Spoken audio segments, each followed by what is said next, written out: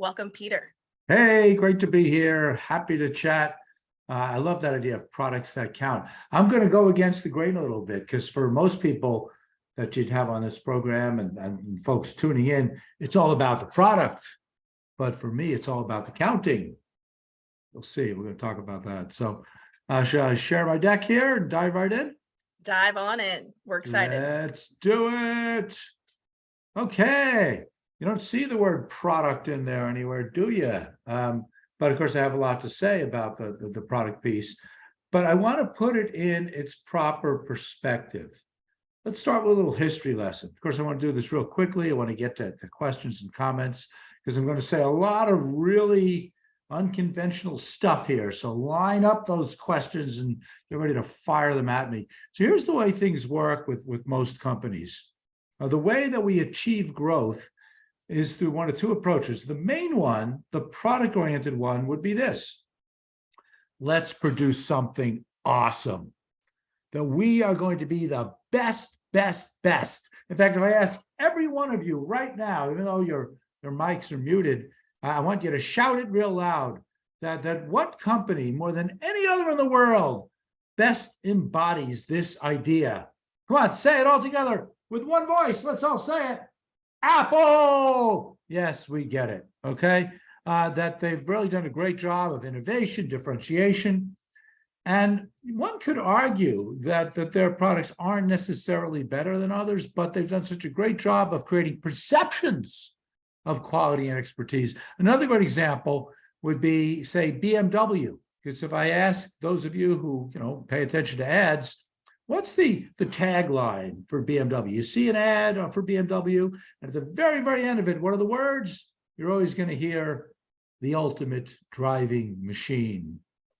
Now, one can argue whether BMW is the ultimate driving machine or not, but again, they're trying to create that perception of quality, uniqueness, expertise, and all that sort of thing. And this is the way business has worked for centuries. This is pretty much, in a nutshell, what every speaker in this podcast series talks about is ways to do this. Wait a minute, there's another approach too, which is it's not so much the wonderfulness of the product itself, but it's our ability to scale it. It's our ability to develop it, distribute it, make people broadly aware of it, minimize all that friction so that people can get that product in their hands as quickly and effectively as possible. So one of these approaches, either being the best at what you produce or the best at how you produce and distribute it, that's pretty much every business on the planet. And the problem is this, and you all understand it, but it's hard to fight against it, that for all the reasons that you see at the bottom of the slide over here, it's not as easy to do either of those things as it used to be. It used to be that we could just sit back and do R&D whenever we pleased, and because we're so far ahead of the pack, we're so good that no one could ever catch up. By the time they even come close, boom, we come up with version 2.0. But today, because of technology and social media and all sorts of issues that you're well aware of. In fact, many of you are the cause of these problems. It's really hard to break out of the pack and stay ahead of the pack on either of these dimensions. And the problem is, in business school, in programs like this, all you know are these two approaches. And so what do? Well, if you're following that first approach, we need to innovate faster. We need to do more ideation. We need to think about blue ocean strategies and design thinking. We need to have off-site meetings and fill whiteboards with sticky notes to come up with those ideas. And I'm not being critical about any of those approaches at all, but I am suggesting that they're not going to lead to that breakthrough product quite as easily, quite as effectively as they used to. And the same thing on the scale side. That we can do all sorts of things with Six Sigma or Agile, this and that, in order to scale. And again, I'm not saying that those are bad ideas. I'm not saying that scaling is an inappropriate thing to do. It's just much harder to achieve unique success with it than it used to be. That's what I want to talk about. Turns out, though, that there is a third approach. I want to call your attention to this ancient book. It was written 500 years ago, 1995. And this book by Michael Tracy and Fred Weersma, The Discipline of Market Leaders, it basically starts with where we've already discussed, that you could choose one of three strategies. Product leadership, we're the best. Apple, BMW, Ritz-Carlton hotels, the Wharton School. If you want the best, you're going to come to us. And you can decide whether that's going to be the thing that makes you unique, or if you look at the lower left dimension, maybe it's this idea of operational excellence, scale. So there we'd find companies like, well, again, if I ask you to say what company embodies this lower left dimension better than any other, okay, go ahead, shout it at the screen real loud. That's right, Amazon, exactly right, or McDonald's, or Toyota, or Walmart. Companies that the stuff that they sell is as good as anybody else's, but it's the way that they sell it. Again, it's that incredible efficiency that they bring. The point of this book, again, don't read it. It's not that good. It's very dated, is to say there are these three dimensions. You got to pick which one is going to be your primary focus. And you need to be at par with your competitors on the other two. And I remember when the book came out and I'd have these arguments with Michael Tracy. We were both at MIT at the time. And I'd say, Michael, what about a company like FedEx? FedEx, are they pursuing the best thing? Or are they pursuing the operational excellence thing? Which one is it, Michael? Which one is it? And this kind of proves my point that if you were to read that book, don't bother, but if you were to read that book, almost all of the focus are on these first two dimensions. There are a lot of really interesting examples, just a lot of depth and thinking and things that people could relate to. But then they had this third dimension over here. And if you were to read the book, you'd notice that what they say about this customer dimension is kind of squishy. It's kind of imprecise. A lot of it, in my humble opinion, is downright wrong. So why did they even include that dimension? I'm not sure. Near as I can tell, it's because the diagram would look real stupid if they didn't have a third thing. But the point is that they started to raise the idea that there's something to be said about making the customer dimension, but no one was really serious about it. No executive in the right mind would kind of bypass either product excellence or operational excellence in exchange for this customer thing. But I think that's different. I think with all the data analytics and technology that we've put together in the 28 years since that book was written, that we can now turn to this third dimension as a bona fide strategic focus and not just an afterthought, as it is for all too many companies, all too many product-oriented companies. And one of the problems with people who talk about customer blah, blah, blah, is they'll say things like, even a company like Apple or even Amazon, both of those companies, which, on one hand are paragons of product excellence and operational excellence, they say all this blah, blah stuff about their customers. Oh, Jeff Bezos would always say, I can't sleep at night until my least happy customer is satisfied. And Steve Jobs would say similar kinds of stuff. But you know what? That's a bunch of bull. And that's just no way to develop and run a business. I mean, I'm the customer guy, okay?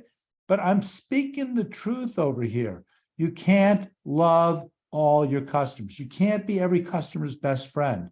You just can't do it. Even if you tried, it would be incredibly expensive, incredibly inefficient. The ROI on it would be pathetic.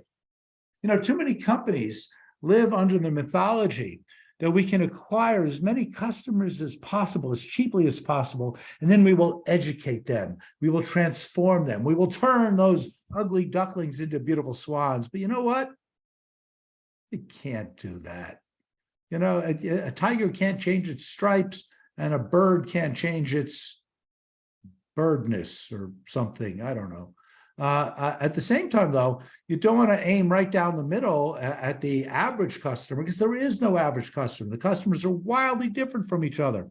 In the old days, like when marketing research first started back in the early 1960s, we'd either just treat them all the same and talk about the customer. Will the customer like it or not? Or even if we acknowledge those differences, we kind of bury it. Today, again, with the data analytics and technology, not only can we see the differences across the customers, but we see the opportunity. I'm going to say much more about that. And of course, that's the idea of customer centricity. It is not that we are centered around every single customer for all the reasons I just mentioned. It is the question of which customers should we be centered around? Which customers should be the focus of our existence? And which ones are, if you want to buy from us, that's fine, but you shouldn't expect the same kind of treatment that I'm going to give to this customer over here. That's what I'm talking about, is having the judgment, brains, and maturity, as well as data analytics and technology, to be able to sort those customers out and do so on the basis of ROI. So to summarize what customer centricity is about, I love this slide. I went to a restaurant just about a year ago in Wilmington, North Carolina, and literally saw this written on a chalkboard. This is not making this up. This is a photograph of that chalkboard. You gotta love it. You gotta love it. That not all customers are created equal. And we're going to do awesome things for some people. We're going to do awesome things for awesome people. I love this. Here's my more formal definition of customer centricity coming from book number 1, titled Customer Centricity. You can read it for yourself. And these words over here, this is what I was saying before, go against the grain of most conventional thinking. Instead of putting the product at the center of what we do, and then finding people who are willing to buy it and finding ways to convince them to do so, we're going to put those valuable customers, that select set, at the center of everything we do. And then we're going to turn around and say, hey, R&D people, we got these awesome customers over here. Can you come up with something for them? That's not the way it works in most companies. In most companies, if you're thinking about the customers at all, you're thinking about them in some kind of average way, and you go to R&D people and you're saying, hey, R&D people, come up with something that's going to be broadly popular. But the problem is most of those customers aren't so good. So why are we developing products for them? Why are we really focusing on them when they're going to buy from us once in a while and then leave as soon as some competitor comes up with something equivalent? So the idea of this select set, and then using them to drive every decision we make about the product, about the supply chain, even about finance and accounting. And if we can do this the right way, and if we can convince the CFO, we'll talk more about that, as well as our external stakeholders, that we found the right customers and we're building for them, that we can actually maximize the long-term value of the firm. More to come on that. So you're looking at the bottom over here of books number 1 and 2, the first one that says, what are we talking about here? Second one, it says, how do we do it? And if any of you who are following my stuff would have noticed that a few weeks ago, we just published book number 3, which, if you notice, I'm putting it to the left over here, because if you look at the subtitle of it, it's the first step on the journey of customer centricity. I don't want to talk about it now, but if you're interested, check out this link over here. It's a piece in the Harvard Business Review that just came out last week. It gives you a bit of an overview about it. So, but I'll leave it at that. Glad to talk about it later on. Big question is, how do we think about that select set? And again, if you know anything about my work, it's all about customer lifetime value. Silly cartoon about it, ha, ha, ha. But it's not so silly because a lot of people don't take the concept seriously. They either think it's too ethereal, or they think you can't measure it, or they wouldn't even know what to do with it if you could. I contend we can, and we should, and we know what to do with it. Again, I could talk for days about how we measure lifetime value and some of the different circumstances that we take into account. Not going to do that today just because of time. But if any of you are interested, you send me an email and I'll send you all kinds of resources, papers and notes and spreadsheets and videos and publicly available R code that shows you how to bring customer lifetime value to life at full commercial scale. And that's exactly, I won't even talk about the business models. We have basically 5 different CLV models. Again, we can talk more about that. That's exactly what I did with my first company, Zodiac. Back in 2015, I'm working with a bunch of folks, including Dan McCarthy, who you might have seen on a previous episode of this fine podcast. We basically brought CLV to life at full commercial scale, and we worked with lots and lots of different companies. You name it, we worked with them. whether it's retail or pharmaceuticals or gaming or travel or telecommunications, bunch of B2B companies, domestic, international, working with these companies, waving our magic wand or pen, whatever, to basically say, here's the value of each and every customer. You look at the chart in the middle, it always looks like this. It's remarkable. This is one of the reasons why I have such great faith in these models and their applicability, is that when I look at any kind of company, B2B, B2C, product, service, domestic, international, big, gigantic, or tiny, and just getting going, most of the customers aren't that valuable. The vast majority of customers are, you know this, 80-20 rule. You know that just a small number of your customers carry a disproportionate amount of value. So you look at that green bar on the right. Those are the really valuable ones. Those are the focal ones. Those are the ones that are going to be centered around. And you start asking questions. What's up with them?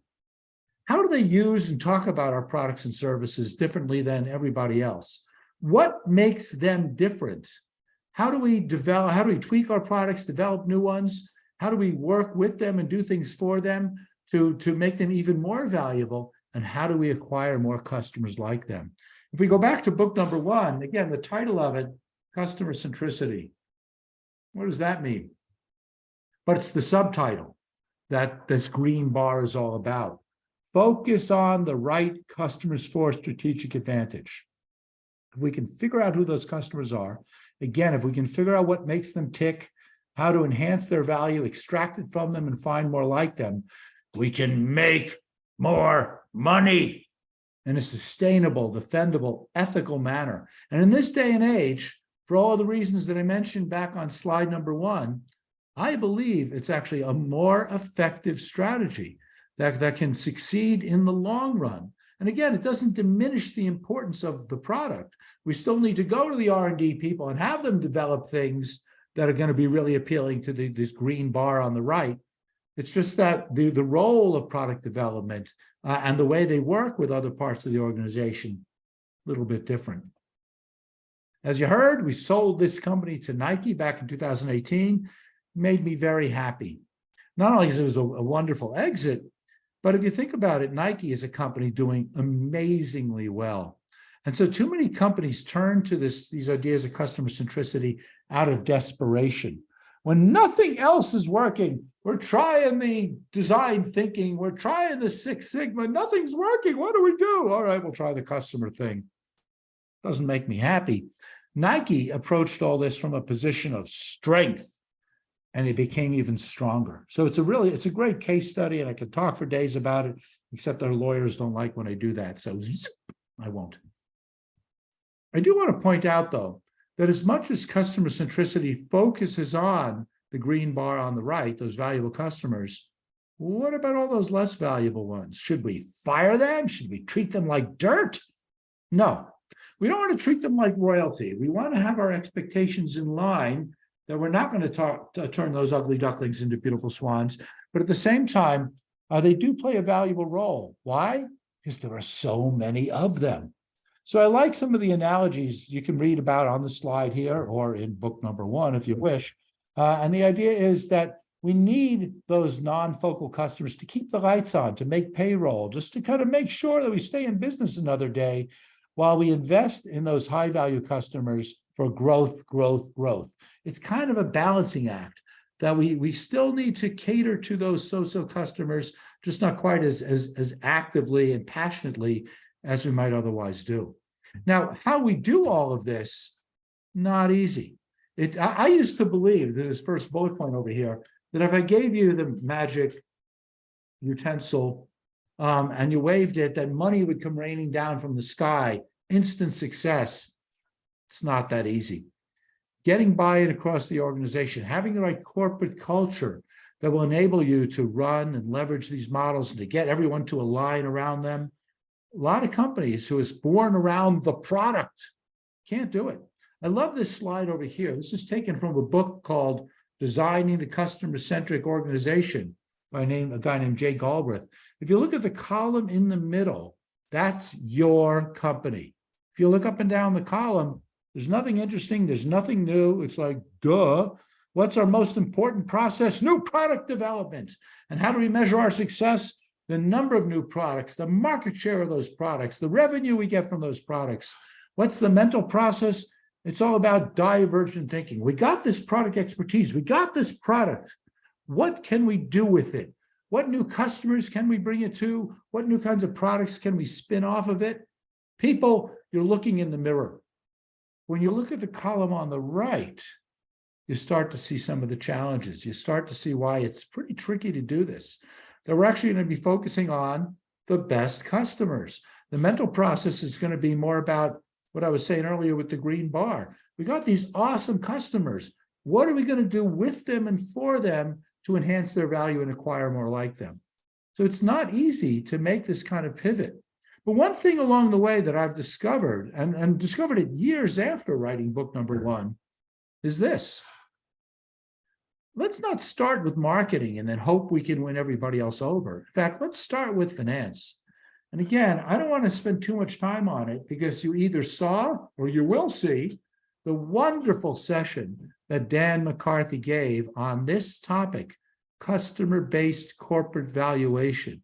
The idea that we can use the very same models of customer acquisition, retention, and development. And if you think about it, instead of just looking at revenue or free cash flow as a standalone thing by itself, let's decompose it into acquisition, retention, repeat purchase, and spend. And if we can forecast each of those things, which, by the way, are the components of lifetime value, then we can actually do a better job of forecasting revenue over longer horizons, more accurately, and with a better diagnostic understanding of why revenue is plateauing. Is it because we're not acquiring enough customers, and not staying as long, and not buying as often, and not spending as much? So I don't want to spend too much time talking about it. In fact, I want to wrap this thing up, but I'll just very quickly show you just a few other resources. Dan and I co-founded this new company, Theta, to bring customer-based corporate valuation to life.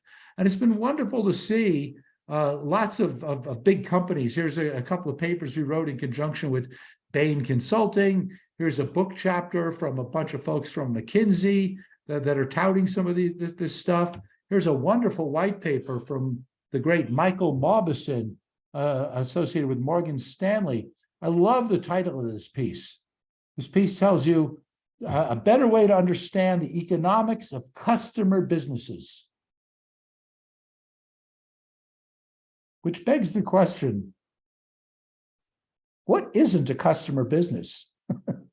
Every business is a customer business, no matter what you're selling or who you're selling it to. And if you really want to look at a customer business, most effectively, you should be thinking about customer-based corporate valuation. So it's kind of cool that we got, wizards of Wall Street who are taking this stuff very, very seriously. Again, I'm sure that we're going to post a link to the Products That Count episode from Dan McCarthy. And it dovetails perfectly with everything I've been talking about. Last slide over here, get right into the Q&A. Number 1, the differences across your customers is a golden opportunity. Figuring out who's in that green bar, what makes them different, and all the stuff I was saying before. Celebrate the differences. Look for the differences across your customers. Don't try to homogenize them and bring them all together. All the differences in the tails. Number 2, the choice of the words customer centricity was a big mistake on my part. I admit it, because it means different things to different people. And that's why I had to clarify it earlier. It's not like, oh, we love all of our customers. It's which customers do we love? Keep that straight. Number 3, this idea of spreading the gospel internally and externally. Not easy to do. But again, I've seen some companies that do it quite well, and other companies that are struggling. And that idea of developing the right corporate culture and organizational structure and so on, not easy, but very important. And last, maybe surprising, is this. I'm not suggesting that every company on the planet should follow customer centricity as its overarching strategy. If we go back to that diagram I showed you from that old book, you know what? I still have great respect for Apple. Are they doing the wrong thing? No. Or Amazon and Walmart? So the way it should work is a third of the companies should be the best, best, best. A third of the companies should be all about operational excellence and scale. And a third of the companies should be all about this idea of customer centricity. Focus on the green bar and use that to drive everything else. The healthiest industry would have the third. What I see, unfortunately, in practice is all or nothing. I'll see some industries like gaming, where everybody is doing the customer-centric thing, and other industries where, basically nobody's doing it. I see too much lemming-like behavior. Anyway, I'm going to leave it at that. This is me. There's my contact information. I really do hope that some of you will connect. In fact, you should check out a couple of really interesting tweets that I put out there earlier today. So, I mean, I mean it. They're both quite provocative.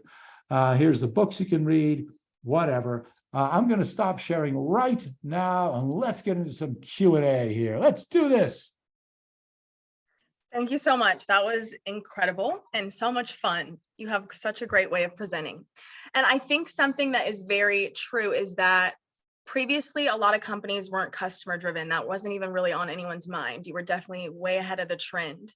But luckily, something that we've been seeing a lot more in our podcasts and webinars is people are talking about customer driven, building for your customers, focusing on customer pain points. Yeah, so it's definitely something. But the problem is, and the way you just said it, for the most part, it was in that singular way, customer driven. And we're too busy aiming at, an average customer when we know that they're wildly different from each other. So I'm all about customer driven, but we want to be really careful about which customers we're letting drive. Specific customers.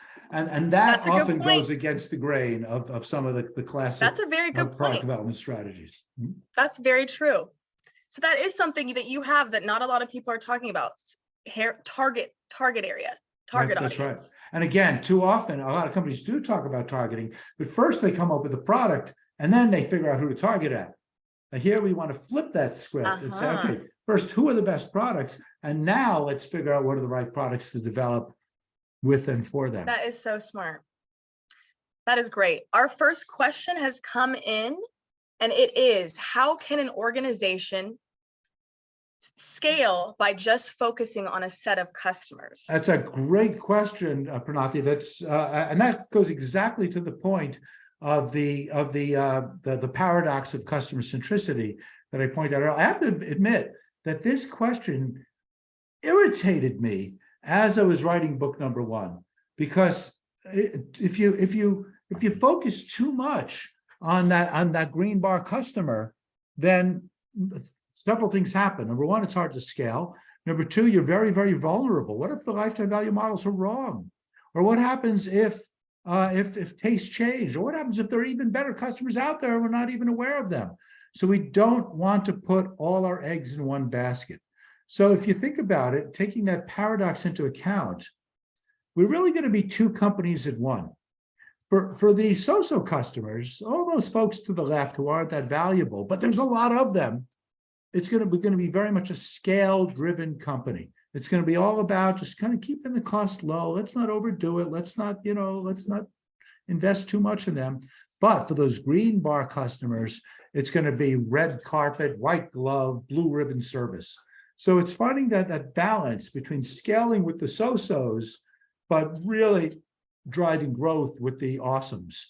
And it's hard to achieve that balance. And not a lot of companies think about doing those two things together or figure out where to draw the line. So it's an excellent question, and it's hard to answer, but you're really going to be, two in one. I hope that makes sense. That's great. Thank you so much. First, we have another question from Hugo. He says, thank you, Professor. Great presentation. The one question is about the average customer. That is a very typical scenario. Yes, it is. And I'm sure all of you are familiar with the idea of net promoter score. And every one of us has this love-hate relationship with NPS.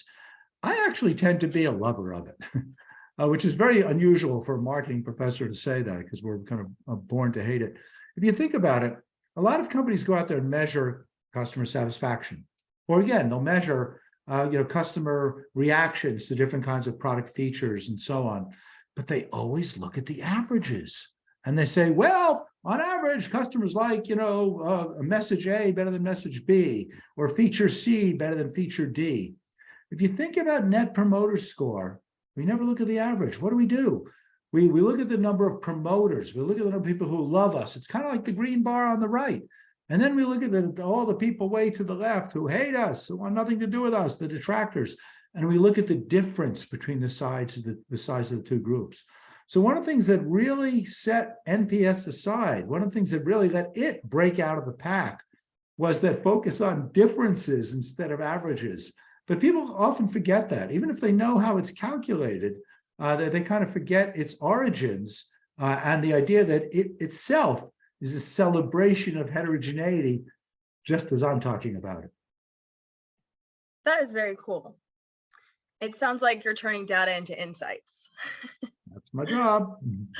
All right, so the questions are coming in, let me tell you. So our next one is, what are the biggest mistakes / pitfalls you see when people are focused on customer-based corporate valuation versus other methods? This is going to sound like a terrible, humble brag kind of thing. I've never seen a problem with it. Let me give you the opposite story. Because what happens with too many companies is you're trying to build for the long run. The CEO will have an all hands meeting and she'll say, you are like family to me. We built this company together. We built it for the long run. But then she meets with the folks on Wall Street and it's all about hitting the quarterly numbers.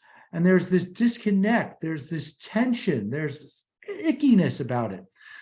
Customer-based corporate valuation, by focusing on customers and retention and all that sort of thing, gives us the kind of alignment that we want. That the kinds of things that people inside the company want to do will be well aligned with the things that are demanded by our external stakeholders. So both from a measurement standpoint, and again, I don't want to brag too much. That was McCarthy's job.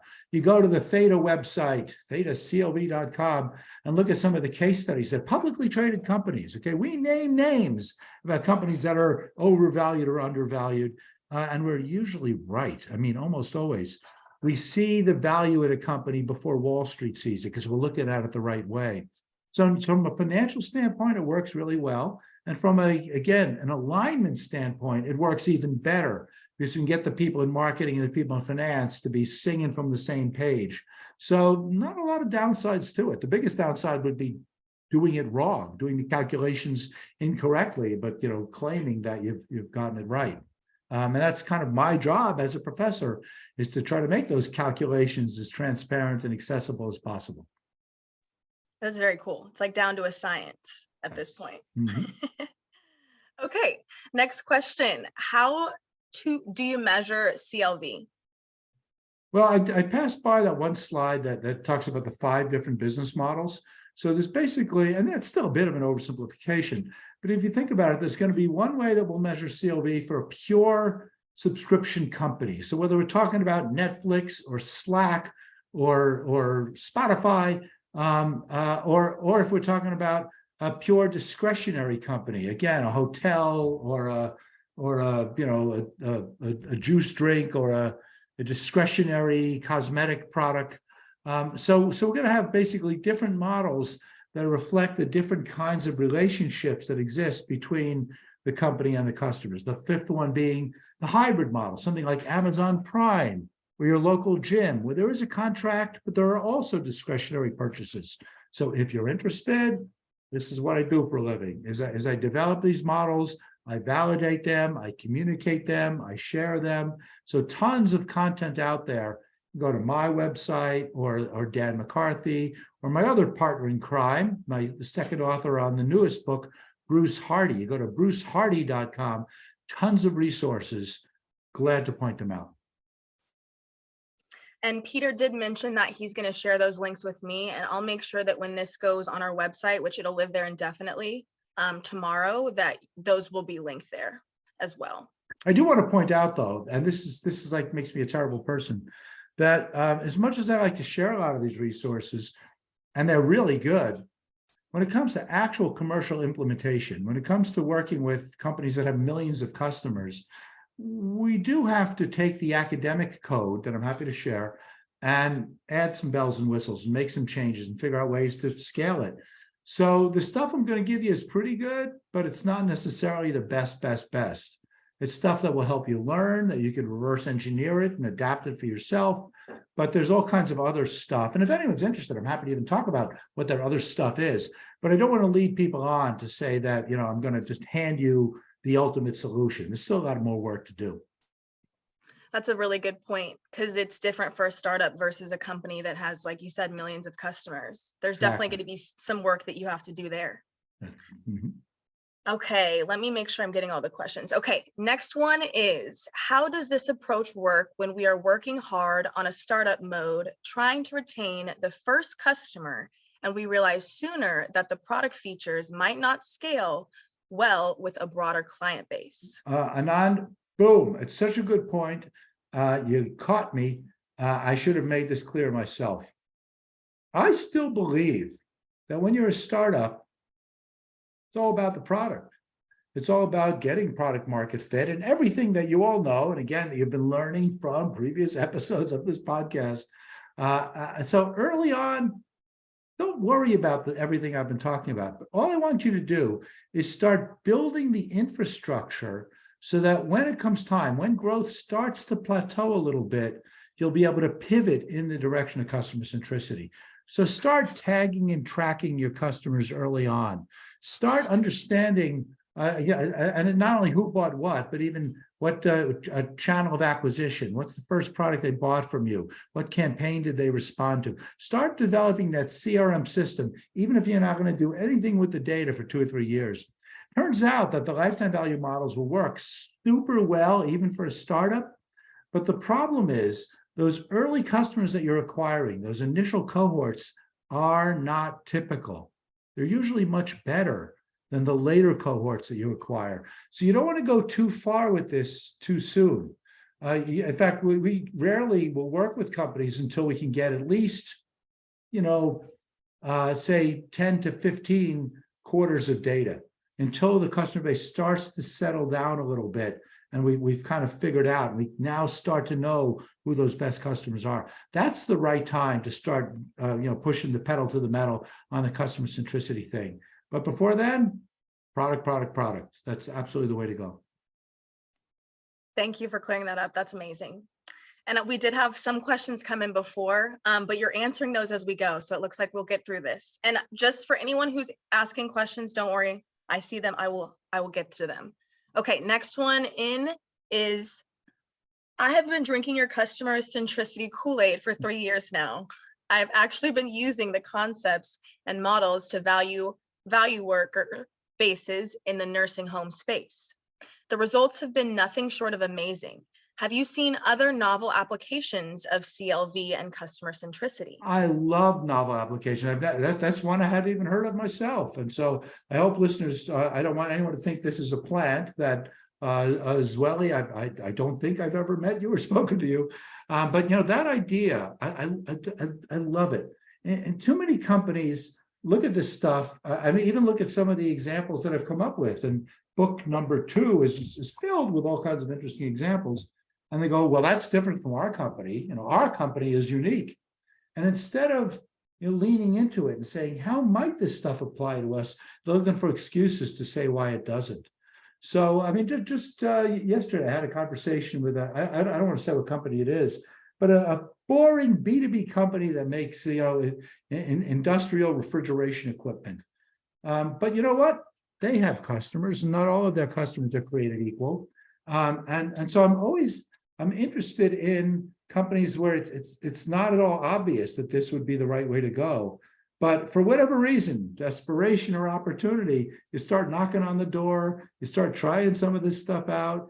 You look at customers through these lenses, and the stuff often works very, very well. And again, not only is it going to help you make more money, but then you can turn around and start playing the customer-based corporate valuation thing to talk to your shareholders, your investors, and saying to show them not only all of the short-term revenue that you've pulled in, but all of the long-term customer value that's just waiting to be harvested.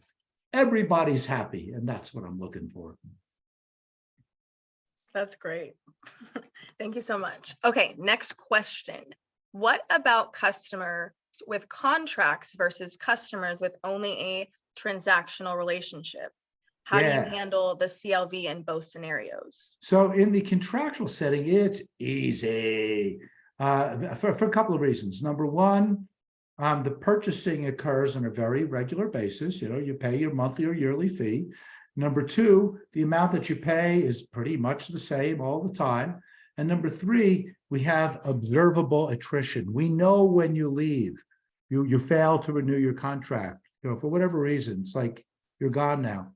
In the non-contractual setting, it's really hard because number one, it's latent attrition. All we know is that you used to buy from us pretty frequently, but you haven't been around for a while.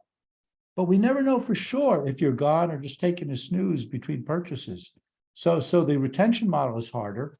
The repeat purchasing is going to be all spread out. Sometimes you buy a bunch, sometimes you go a year or two without buying. And third, the amount that you spend each time is going to be incredibly variable.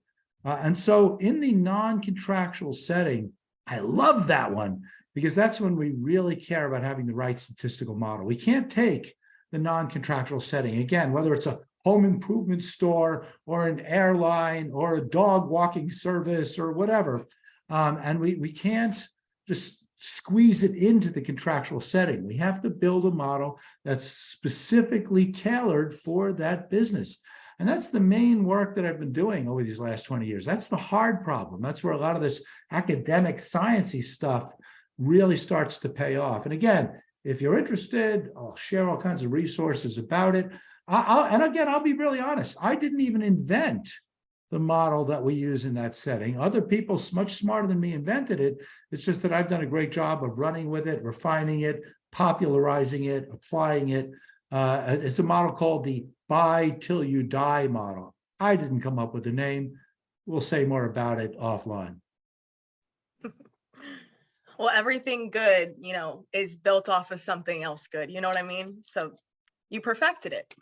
Yeah, and I get more credit for it than I deserve. Not that I mind, but I am truly standing on the shoulders of giants. Awesome. Okay, next question. For early stage / pre-revenue companies, how do you recommend customers be hypothesized about or extrapolated from other observations? Extrapolated, yeah. Extrapolated. So again, early on, product. Again, be mindful of the customers, build the CRM systems, be prepared because growth is going to slow down. Well, I hope it doesn't. I hope you can just grow forever and be the next Apple. But growth is likely going to slow down. Even the people in Cupertino are starting to talk about my stuff. They see growth slowing down. And so it's just doing your homework, reading some of the kinds of stuff I'm talking about, but not necessarily making it a real high priority act on it just yet. And look, I'm working with a couple of startups right now, and for me, for Theta, product. But we're being, again, very thoughtful about those customers, and give me another 2 or 3 years, and we'll start maybe doing the customer centricity thing too. But I don't want people to think that this is the be all and end all. And again, for a third of the companies that can really find that kind of breakthrough success with the product, they should continue to ride that wave as long as they can. More power to you. Awesome. Thank you so much. Okay, pushing right along. For a startup, when they are just getting started, is it better to start by focusing on A, the biggest market segment who have this problem that needs to be solved, but don't badly want it to be solved, or B, the much smaller market segment who badly needs the problem to be solved? If B, then at what point do we change focus to A? Because B is small in size and we may max out very soon. So I tend to be an A kind of guy. So let's put aside all the customer centricity stuff just for a moment. In fact, let me give credit to another scholar, a gentleman by the name of Byron Sharp, professor down at the University of South Australia in Adelaide. And he wrote a book called How Brands Grow. And he does a very, very good job basically saying why A is the right answer, why you want to grow your footprint as broadly as possible.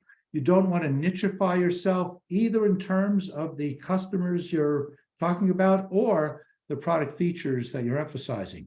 You want to basically say, you know what? Our product is good at a lot of different things, that it works well, it's very effective, it tastes good, it's good for you. We want to focus on a broad variety of benefits and therefore a broad variety of customers at the outset, because you're not really sure exactly what that green bar is going to be. So you're going to start with A, but then as you grow, as you kind of fish the waters and find out which kinds of customers are the best, then you're going to break into that kind of two-part strategy that I mentioned, which is kind of doing the B thing for those high-value customers, but continuing with the A thing for the so-so ones and trying to find that just right balance there. Again, easier said than done, but start with A. Always A. Okay. Investors often love to see us focused on a much bigger market segment, aka TAM, rather than a small TAM makes us not attracted to investors. Times are changing, my friend. Times are changing. You know, it used to be that it was kind of growth at all costs, and let's just bring in as many customers again as cheaply as possible. Let's watch that curve grow, grow, grow, grow, grow. You know, one of my favorite examples, and a real cautionary tale, is that of Wayfair. And I'm not knocking the company. In fact, I'm just knocking the way that Wall Street idolizes the company. For them, it was just growth, growth, growth, growth, growth through acquisition, acquisition, acquisition, TAM, TAM, TAM. But the problem was, and still is, that their customers don't come back and buy from them nearly as often as you might think.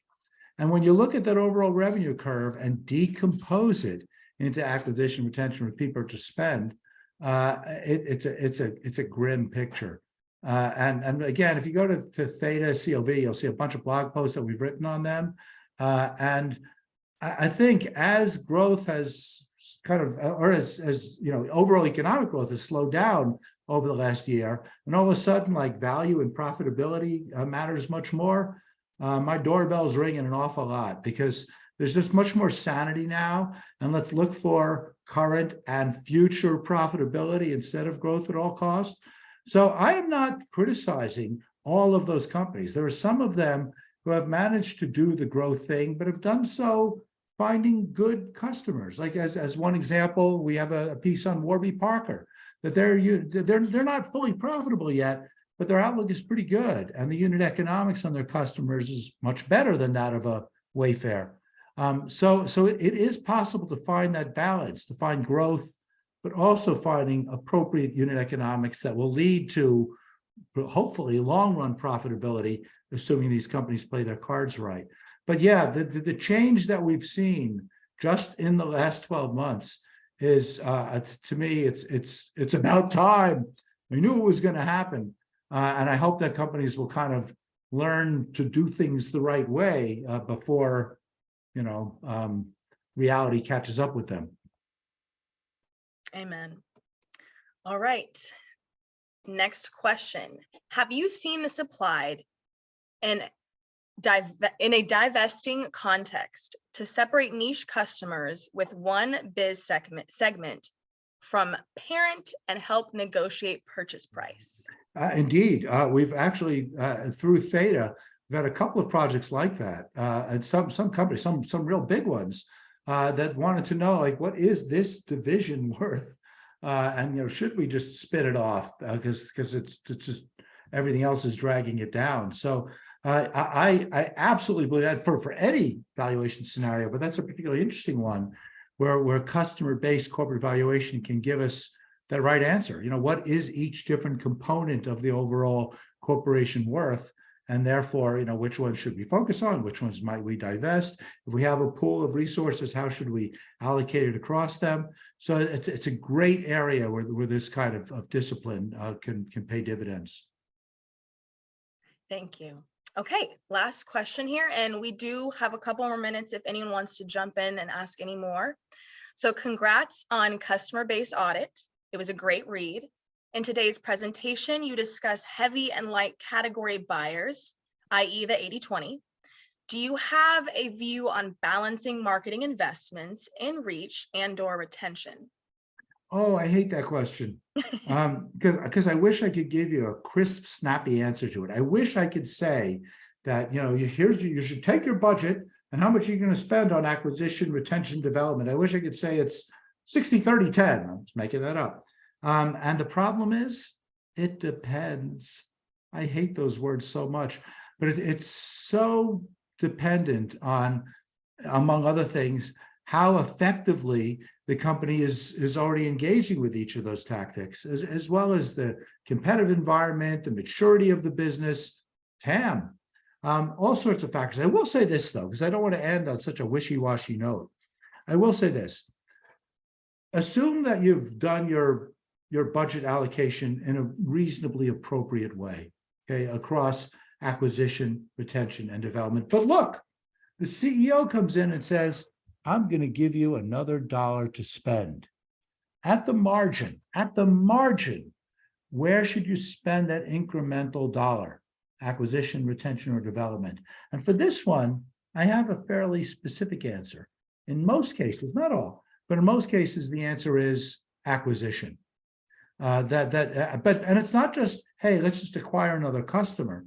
It gives us an opportunity to invest a little bit more to bring in good customers. Again, it's more about quantity. Sorry, it's more about quality than quantity. So at the margin, I'd like to see companies investing a bit more on acquisition. But again, that's very different than what the overall allocation should look like.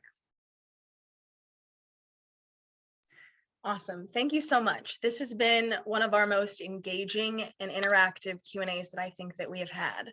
And you have answered some tough questions and given some answers that have real foundation, which is something that is hard to base on with customers and product market fit and all those things that product managers struggle with. So I want to thank you again for giving us a foundation and a framework to go back to.